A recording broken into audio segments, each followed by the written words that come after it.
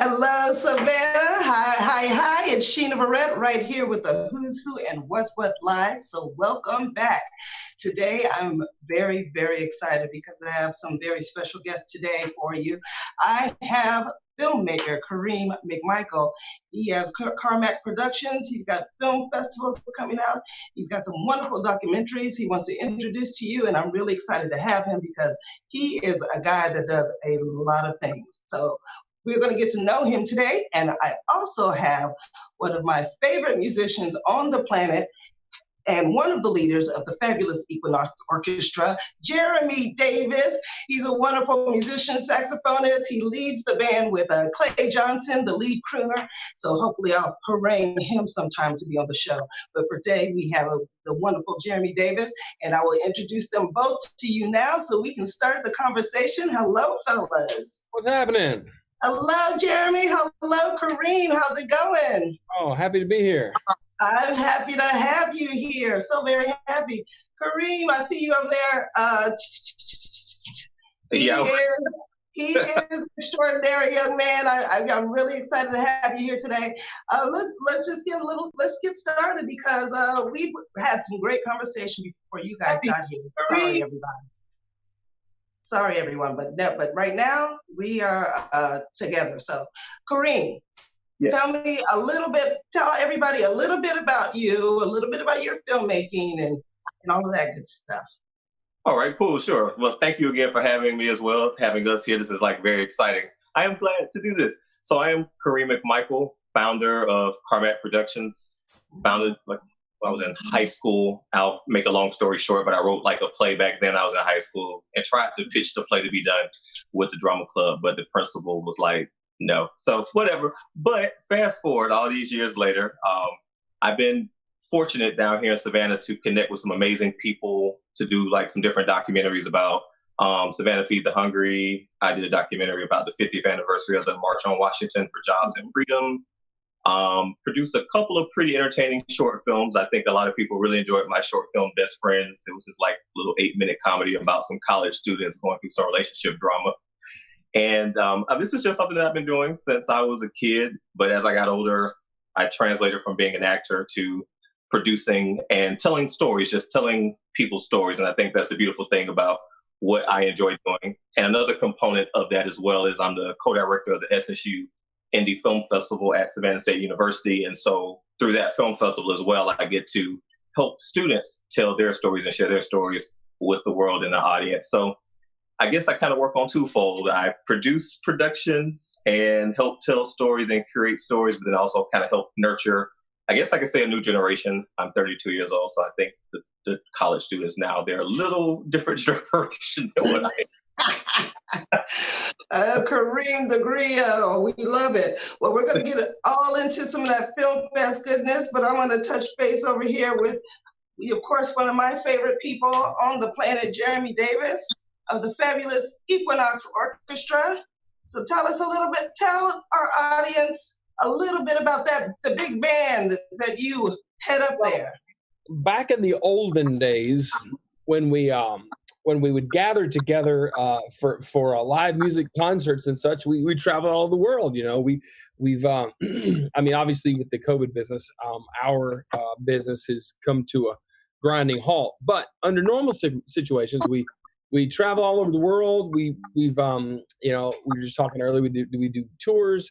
We do a pretty wide range of musical material and a wide range of gigs. I mean, we do performing arts venues all over the country. We'll do big festivals. We do a lot of really high-end, crazy celebrity private parties. We also work with churches, which is one of my most favorite things to do.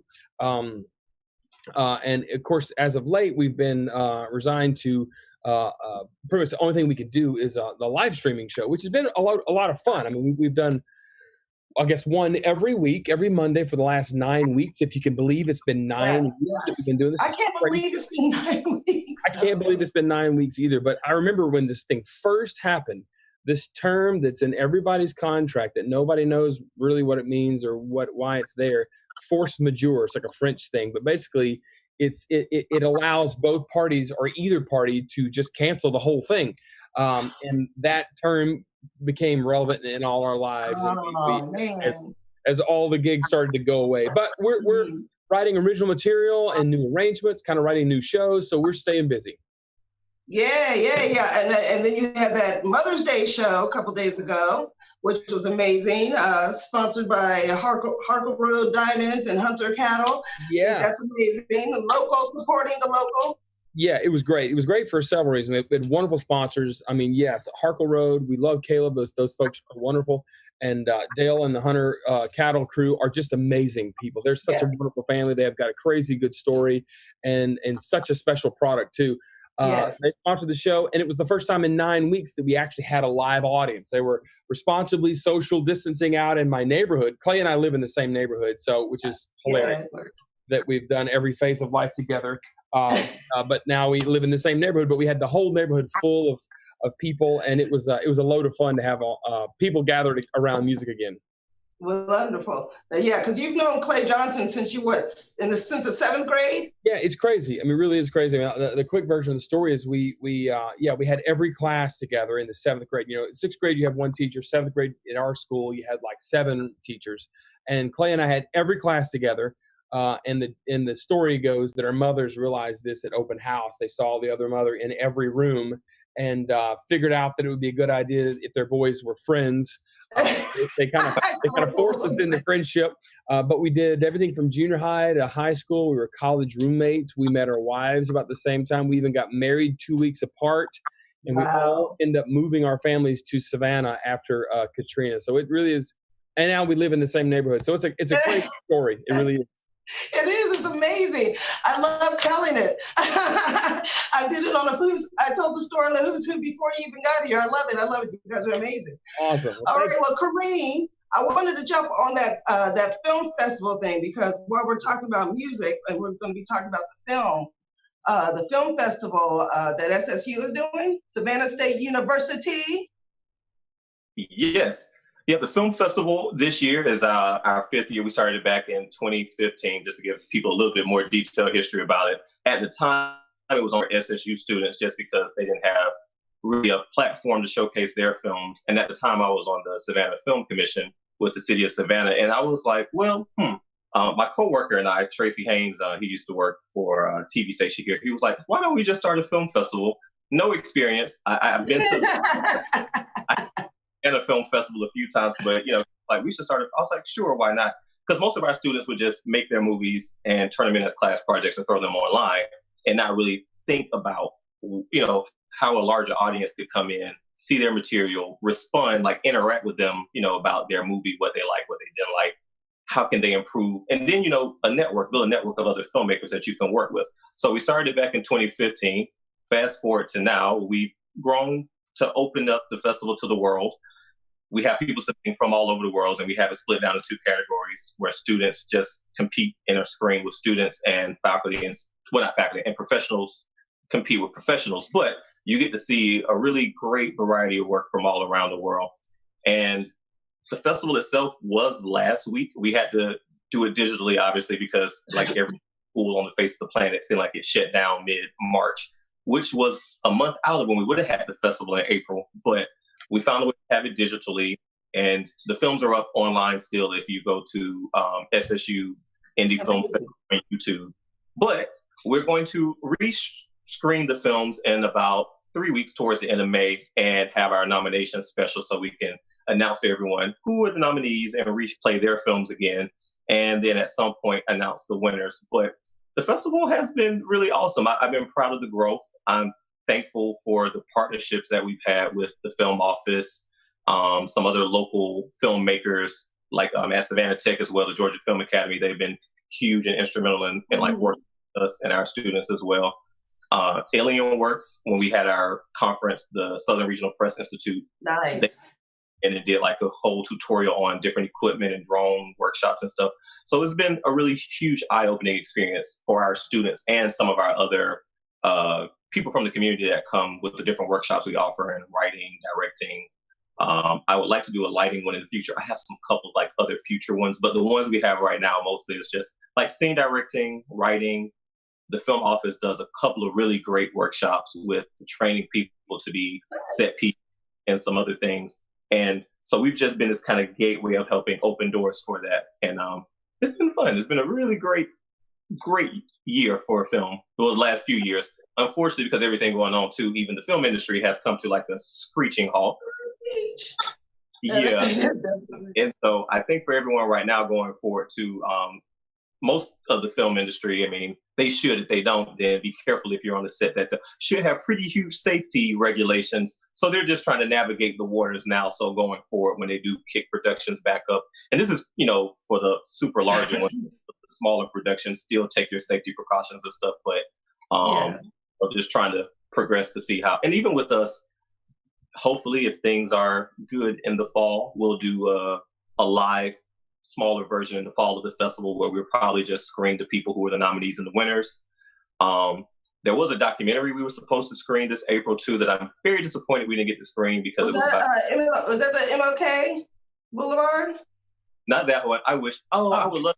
Well, that's a whole other. I would love to have a screening for that film here as well. I was actually talking to some people about that. I'm just trying to figure out, now when to do it. I kind of had some ideas of where, but I just don't know when that's going to happen with everything going on and half of the city still closed. Yeah.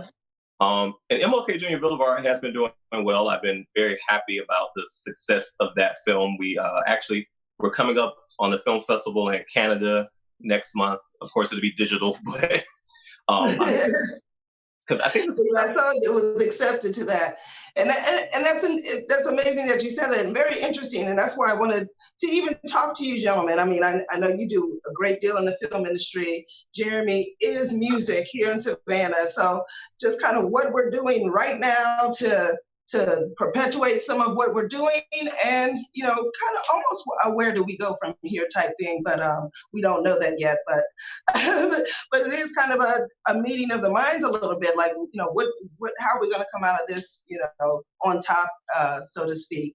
And I know like Jeremy's been doing live streaming. Several concerts. The orchestra has been live streaming several concerts, so it's really interesting to see what's being done. We've been fortunate. We've got a couple of things that we're working on. Obviously, the live streams have been great. We've done 9 weeks of them, which is crazy.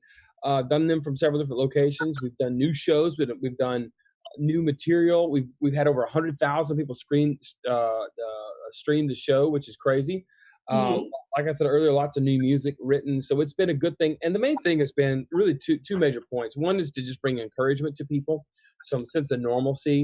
And we have a lot of dialogue. There's a lot of personalities, in our show. And that, I think that's a comforting thing. It is for us and it is for other people. And the second thing, major good with that is we've been able to keep our team employed, at least with one job a week for 9 weeks when everything else went away.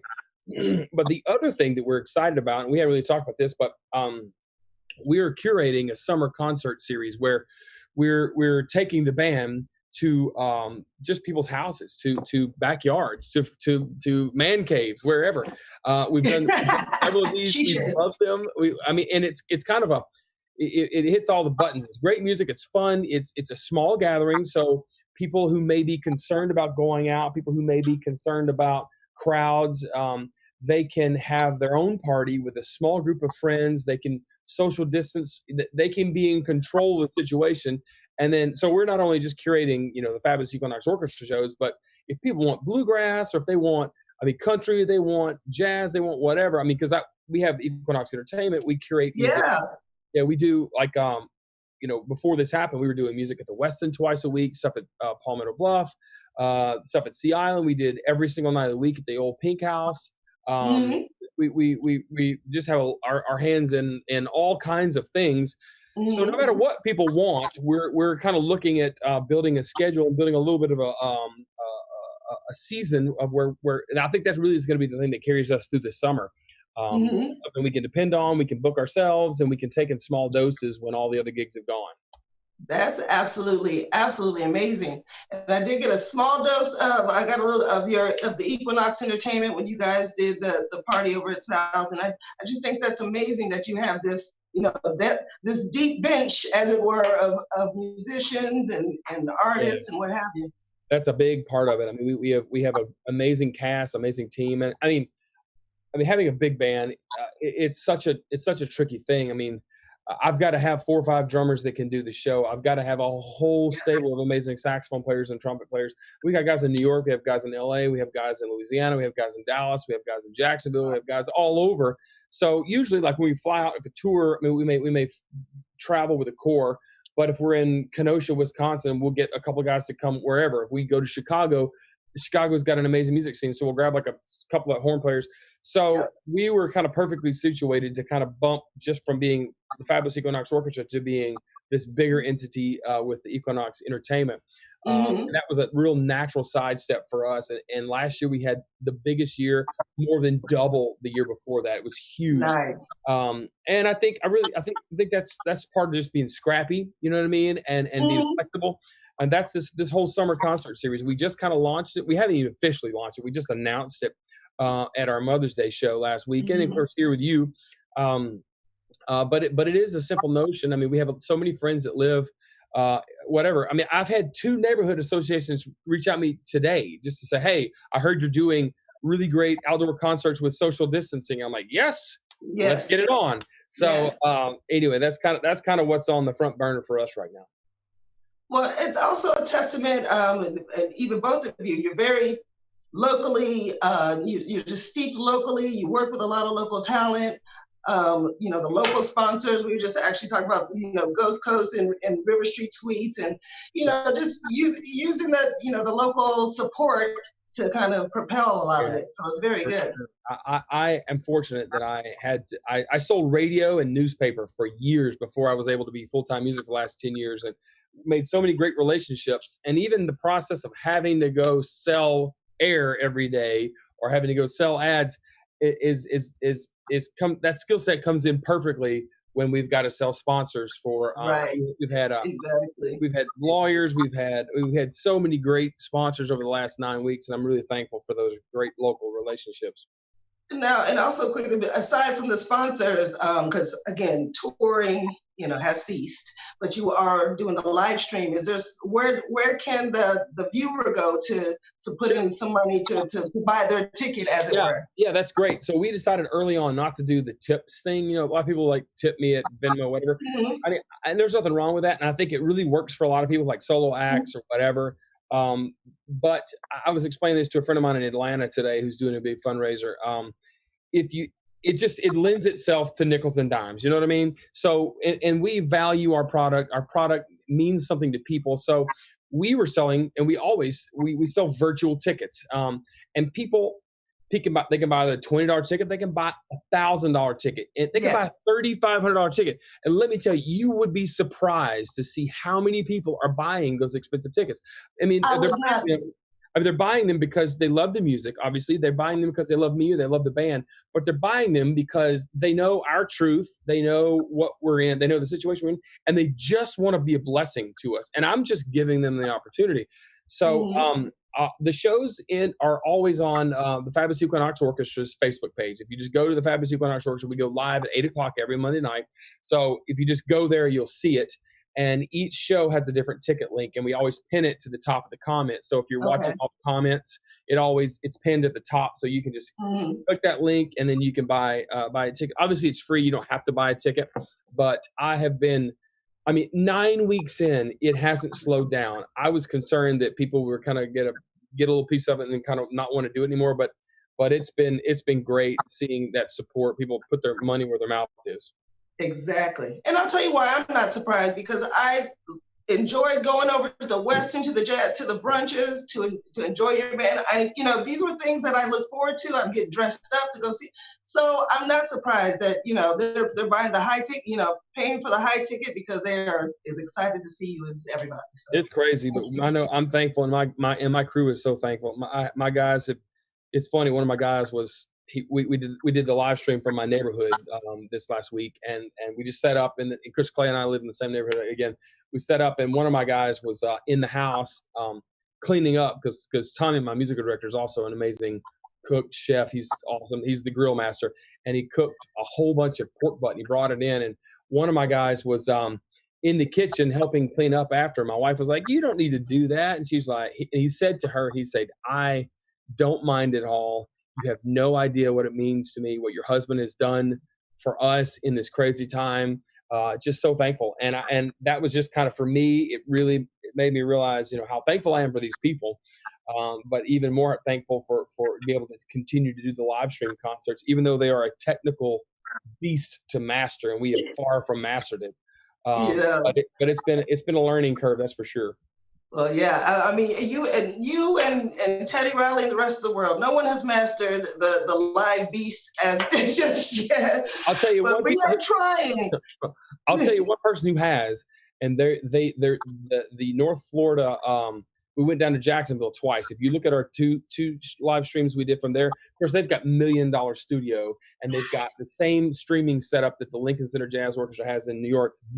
Those two shows captured the performance beautifully and perfectly with all that gear and all that money and all those resources. So it's hard to live up to that every week now. Now we've set the bar too high. Exactly. That's all right. You did it. That's wonderful. But I mean, and before everybody go on, we were talking about, besides the music, the film and films. And I love tying people together. And I'm like, well, we have a filmmaker here. We have a musician here. There's soundtracks to be made. There's, music to be heard, some original music. Kareem, and I was talking about that, like, when you talk about the tracks and what have you, original music for the soundtracks, go.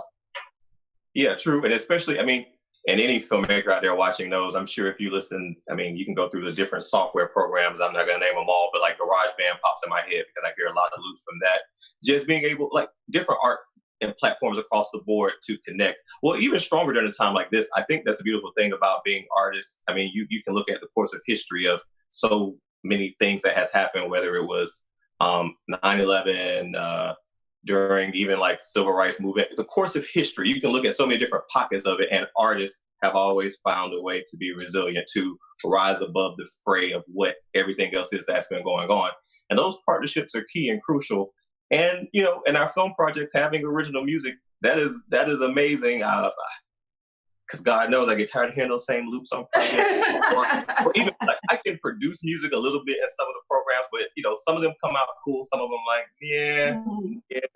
But they actually might end up making better songs than, I guess, music composition, because there's a difference. But people thinking about those, and I think there were some good ideas you brought up. I think with the film world, it's not as bad because you can produce something and then still kind of distribute it digitally. But I do think about, like, even theater. A lot of my theater friends are those performers who act on stage and stuff, and just finding those ways to be able to still give people the theatrical experience. Personal experience, because that's what makes it what it is and what is beautiful, when you can see the artist right there, where you can connect with the person. Same with the band. I love going downtown seeing live bands all the time. So even to me, to watch some of my friends do their live, it's kind of like, yay, cool, we're commenting. But I'm like, nothing like when I can walk up to you during the intermission and be like, you were jamming, this is a great show. Get back on stage and continue to kill it. But partnerships, whether it's, local filmmakers helping out some new musicians here, the musicians. Now, I haven't mastered the live stream thing myself, but trust me, when this stuff shut down back in March, there were some town halls that I had to do for some politicians that were clients or art clients. Even though I'm technologically inclined, it has been a huge learning curve. Oh, man.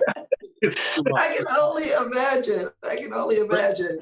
I guess in a way it reminds me of the TV station. So, if you have the right amount of equipment and technology, even some of the intimate performances that, you all are doing with the different backyard things and stuff, you can set up a few phones, you can sync things to the same feed, or if you have the cameras to do it, that's great too. But if not, our phones can do so many things nowadays too and have pretty crystal clear quality. So it's just kind of taking those things that we have at our hands, finding the best ways to make those tools work for us. And I think that's what I've been doing with some of the film projects I've been doing since this pandemic has occurred. So I kind of haven't really slowed down. I actually feel like I've picked up more. And I don't know if that's because some other people are afraid to go out and film. And I'm like, I will put on gloves and a mask. I don't care. My camera still I will be there. My camera still works. I'm not afraid to, well, I'm not afraid to die, but I don't. But we'll work. You will. I'm not afraid. Like you said, you have a small crew. We've already established your crew is smaller than the entire Fabulous Equinox Orchestra, so that's wonderful. Really, and even right now, Yeah, my crew is it's even smaller. I know, like for a film production, just because that's so many moving pieces, that might be a crew of like 7 to 8 people. That don't count the actors. But if it's something like, I've been out at some of Savannah Feed the Hungry events, documenting what they're doing each week, doing food giveaways, helping with what's the other thing where you have to pay your light bill, utilities, and different things. So they're helping with different things. I've been out documenting that organization. There have been a few others that have asked me to come document some of the things that they're doing during this time. So I'm still willing to go out there and tell those stories. I'm still willing to work. And that has, and he brought up a good point with something, because I've had a few people to ask me to, and, they were like, hey, could you still come do some photos for this event or some photos for this particular, whether it's a graduation or different things. People still want those things. Oh, absolutely, absolutely, because they're not getting the experience of the group experience, but they still want the pictures and the cap and gown and the and the whole thing. So. Yeah. So they're willing to still support local artists and to support artists and what the work is that we're doing, especially the quality of your work. Just let people know that you're not afraid to get out there and follow the proper or whatever, and then they'll put you. I haven't slowed down. I really March hit. The phone has just been like, but it's a blessing. I'm not complaining about it. I am not complaining about it at all. It could be the opposite way, and I could just be sitting here with no one calling me. So I'm very thankful for it. And I think that, and Jill, with the film festival, I will say, I know there was a group out of Atlanta who did a workshop for our students about 3 weeks ago. So even when the fall rolls around, I don't think I'm going to try to do too many in the summer, or at least in July. That's just because I want to take a personal vacation. But June, and definitely when we kick back up in August through December or even May, if you're a person out there who is a filmmaker, even with music, there's a lot of our students who love music composition too. If there's a workshop or something you'd be interested in doing, we can help set that up, put it with the students, and they'll get to interact. And who knows, maybe you can have your intern. Interns all around, I say. So I would, love to offer those workshops, especially, like I said, in the fall, because for the students, the ones, and even I even just say the students, because even like when I did my writing workshop last year, even just some of the people in the community, when they walk away from it, and I think the thing that hits me the most when they come back later and you see what they put together, or they put something together and they enter it into the film festival because they're like, we learned that there, and now we made a film, and now we're going to enter it. That's just amazing, because then it's like they're putting what they're learning to work, like the practical stuff to work. So yeah. I mean, and you were involved in were you involved in the 48-hour, those are the 48-hour making a film in like 2 days or something? What was it? The 48-hour festival project. Yes. I have done that before. That's actually, there are some digital ones, so maybe this year they'll just do it digitally, because usually the one in Savannah, I haven't heard if someone has taken it over, or is it the same person still doing it? However, I've done that before. If you talk about something that's quite the rat race, that's a very fun weekend. Can you imagine? Yeah, well, no, definitely. Well, okay, so we have Carmack Productions up there. We have your website up there. You said also the SSU website to find the film fest. Sure. Yep. SSU Indie Film Fest.weebly.com, or similar on Facebook. Just look up SSU Indie Film Fest on Facebook. You can get everything from either one of those places too. Exactly. And if you're in Savannah and you don't know this gentleman or this gentleman, get on Facebook. You gotta catch up here. And so Jeremy, when's the next live stream? Monday? We're going to do it Monday. We'll go live at 8:00. And we've got 2 places that we're considering doing it from. That's one of the things we kind of change it up a little bit just to. Okay, I have an idea. I'll tell you after the show. I have a good idea of where you can probably do one. Yeah, we got lots of places that we can consider, and we've got lots of great partnerships that exist out there that we great friends. So we're kind of working on that. We'll have that plan probably made in the next 24 hours.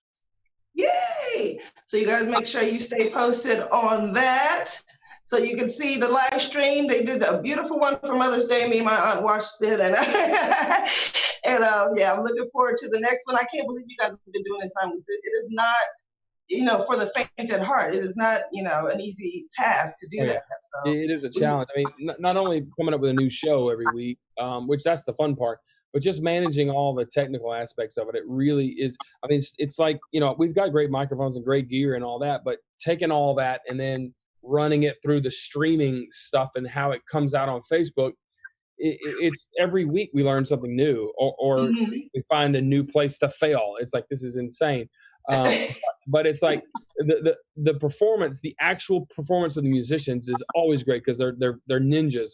But usually what comes out on the other side sometimes can just, something, like last week was good. I mean, and the week before that was okay. It was in Hilton Head.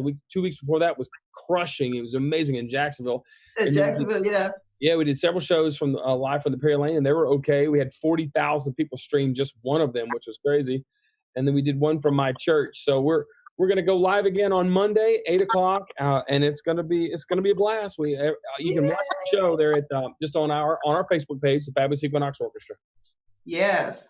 Well, I'm looking forward to it, and I'm just glad you guys. I'm so excited to see you guys here. These are two guys that need to be supported by the entire community because they are doing a lot for the community, and that's pretty much what it boils down to. When I run into either of you, you're doing something for the community. You're contributing.